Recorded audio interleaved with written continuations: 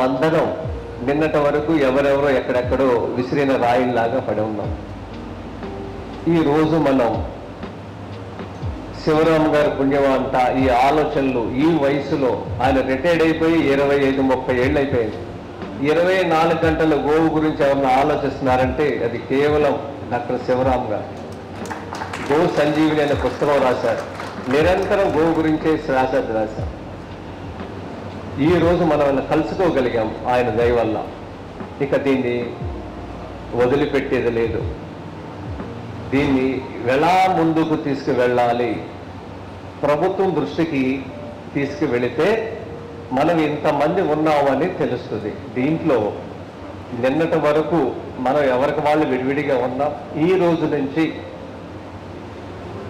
దేవాదాయ శాఖల్లో ఉన్న గుడులు, అలాగే పశువర్ధక సేవకు సంబంధించిన డిపార్ట్మెంట్తో యానిమల్ హస్బెండరీతో కలిసి మనం అందరం కలిసి ముందుకి మన సమస్యలు చెప్పుకోవటం ఇది జరగాలి.